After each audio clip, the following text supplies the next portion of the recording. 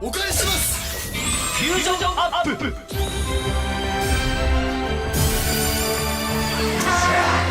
トラマンオーブスペシウムゼペリオン。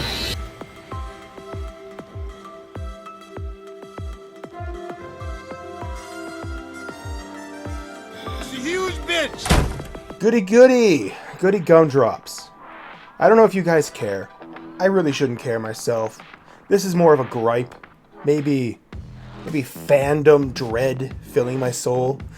But they just announced that Marvel has the rights to make American comic books for Ultraman.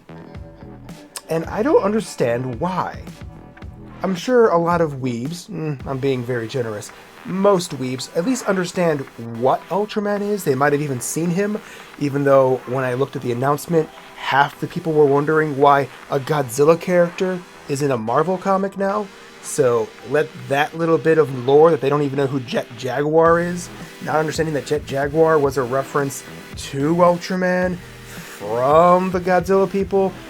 My soul is burning. Do you understand? Like, I'm just sitting here going, this is why I like gatekeeping. To keep stupid crap like this from happening. But it's not stopping. It's getting worse. You know what's going to happen is we're going to have some sort of comic where they need to explain why we need a female Wonder Ultraman, even though we've had female Ultraman, but they're not going to care because, like all things with these people, what the past was doesn't matter. If they don't do it themselves, it's not real. It doesn't matter if you have 20 years of comic book history. We didn't see it because I didn't care about comic books then, so it never occurred. I need to do it now. Like, no, stop. You got Ultraman. It's been around for almost 60 years. And you people are going to mess with this? It's going to be bad. It's new Marvel. This isn't classic Marvel. This isn't Stan Lee's Marvel. This is Disney Marvel. I understand. Subaraya wants to make some cash. I don't fault them for that. I'm staring at it going, you know what? They're going to make some money because that's the biggest hurdle is the American market. For a lot of anime and Japanese production crews, the American audience is super fickle. There's a lot of things we just don't like. Like, if you could try to explain to people why they like Godzilla but they don't like Ultraman, good luck figuring it out because they'll never be able to tell you the difference. Because what's the difference between Godzilla and Ultraman? You're focusing on the lizard and you're focusing on the guy in the spandex suit. What's the difference? It's the same crew. If you actually know your lore and your history of the stuff, you could actually have Ultraman fighting Godzilla characters and Godzilla characters fighting Ultraman because the two shows had their own little spin-offs and they just had fun with it. It's a fun little thing. But ask people why they don't like Ultraman, they don't even know who you're talking about. They think you're talking about that DC alternate history character who's Superman. They don't know who Ultraman is. They don't understand they don't get it.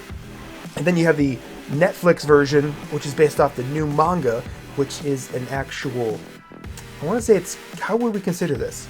It's not a retcon, it's a soft retcon, where instead of the last 50 years of Ultraman, the manga continues after the end of the first series of Ultraman, where the Titan of Light leaves Earth, wipes his memory so he can just live a normal life, and everyone just thinks there's just this massive superhero named Ultraman who saved us from an alien invasion. Well, I'm not giving you guys a full summary, I'm just going to sum it up as quickly as possible.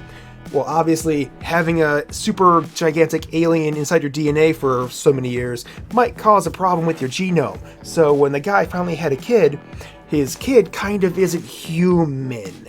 He's like a slightly depowered Superman. He's really strong, kind of tough, can jump really high, but he's not super durable. He can still get hurt. Not by the most, not by everything, but let's be fair here. You hit him with a truck, he's gonna feel it. So that one, they have like, it's just human-sized Ultramen wearing enhancement suits that kind of look like Iron Man meets Kamen Rider. And I like the manga. Hell, I spent money. I actually bought the overpriced Gunpla figures that Bandai sells. They're cool. I like the way they look. It's a great look.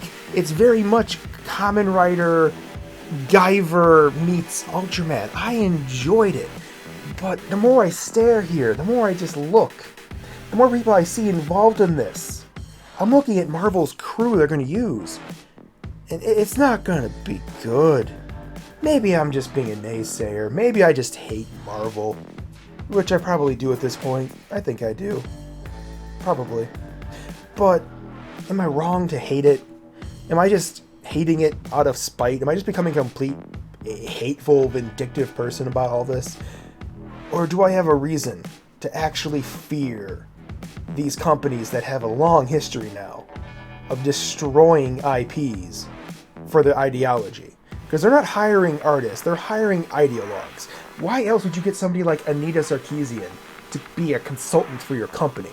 There's nothing, she is purely an ideologue. And granted, a poor one at that, because she can't even pay her own crew, but hey, you know, give her more money, guys. Come on, stop being a bigot. She got called mean names on the internet.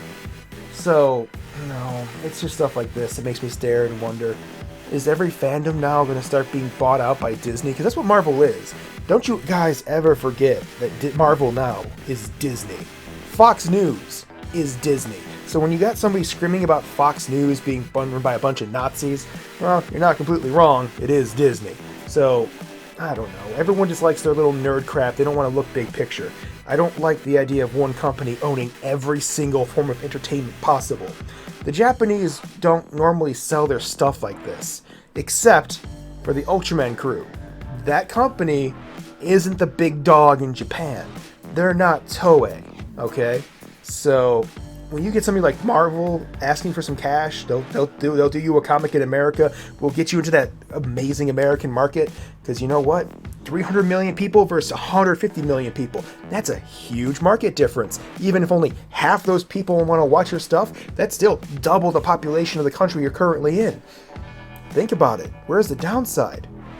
So, I get it. I get it from an entrepreneurial standpoint.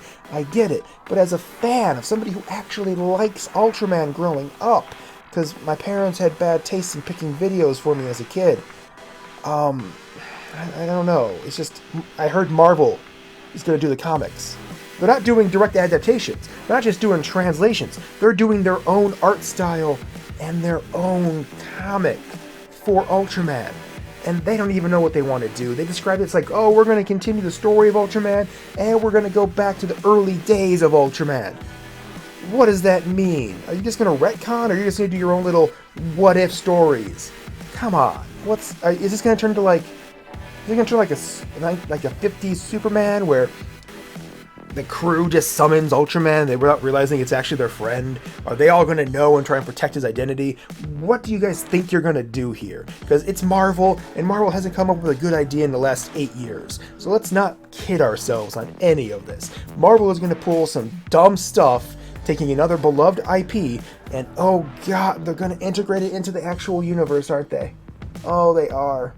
Oh, my head hurts. I'm gonna go now. I'm gonna cry in the corner.